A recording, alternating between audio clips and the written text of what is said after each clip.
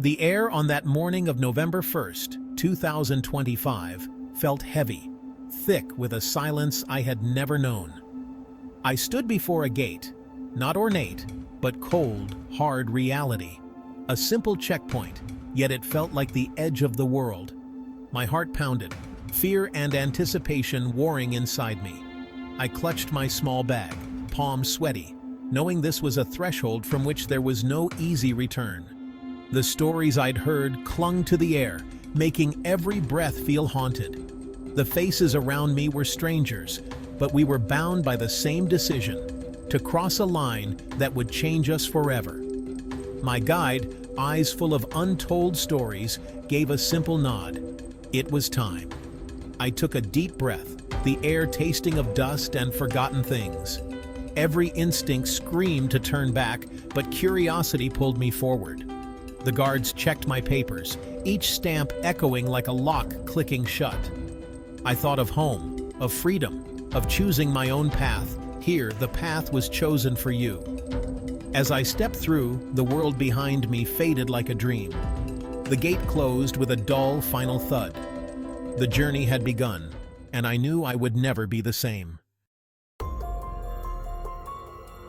The rules were clear, delivered in a low, serious voice by my guide. Once you enter, you cannot simply leave. Exit requires rare, special permission. I was to observe, not interfere. Asking too many questions could bring trouble for everyone. I had to learn to communicate with my eyes, to listen more than speak. My belongings were searched, cameras allowed but with strict limits.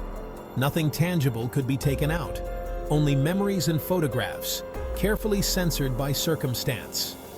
Respect was paramount, their customs, their hierarchies, their unwritten laws.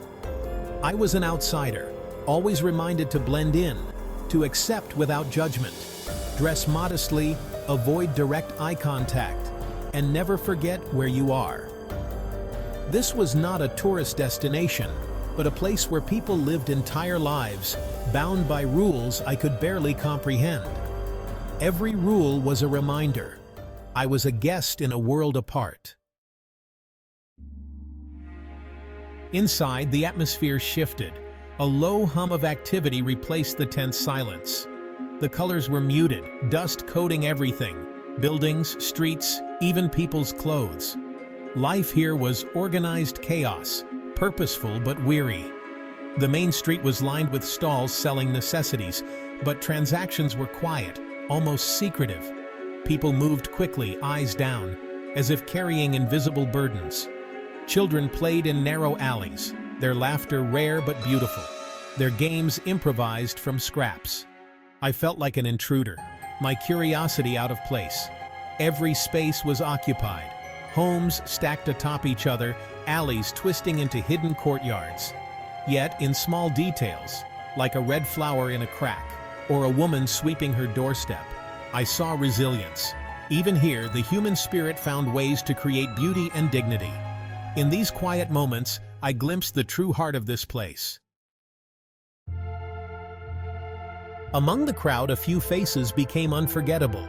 An old man played a worn stringed instrument, his music haunting and private, a memory in melody. A young woman, fierce-eyed, taught children to read in secret, her courage a beacon of hope. In a dusty workshop, men repaired broken tools, their laughter and skill keeping the community running.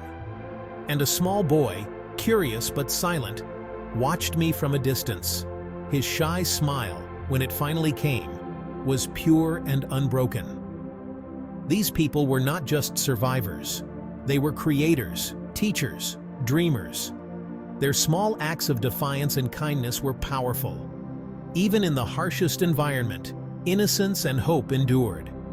Their faces told the story of a world both burdened and beautiful. Life here moved to its own rhythm, a cycle of survival and quiet perseverance. Mornings began early, with the smell of wood smoke and baking bread. People gathered at communal taps, conversations brief and practical. Work filled the day, tending gardens, weaving textiles, repairing tools. The women's hands moved swiftly on looms, patterns preserving culture and identity. Evenings brought calm. Families gathered, oil lamps glowing, stories shared in hushed voices. Despite restrictions, people found ways to celebrate.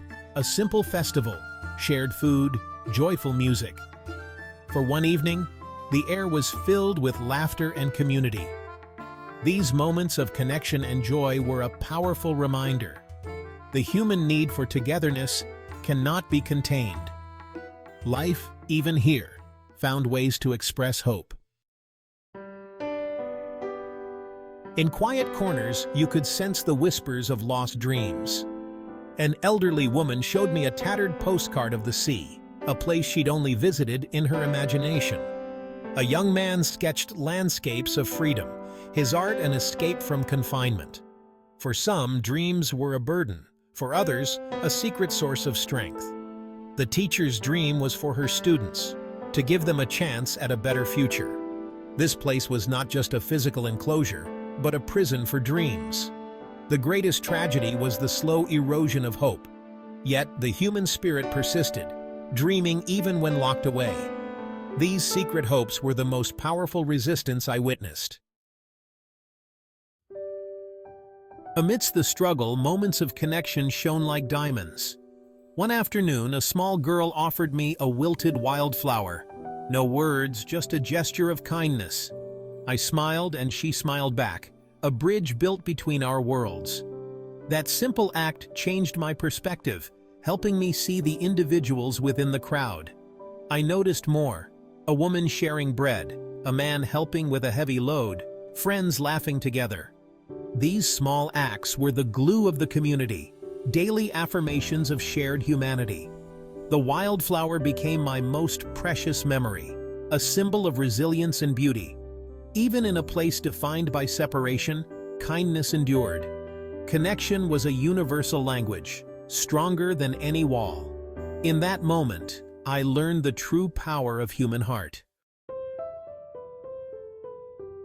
The day I left was as surreal as my arrival. Permission to exit was rare, a miracle really. Relief and sadness mingled as I packed my bag, craving freedom but mourning what I was leaving behind. I walked the narrow streets one last time, faces now familiar, connections real.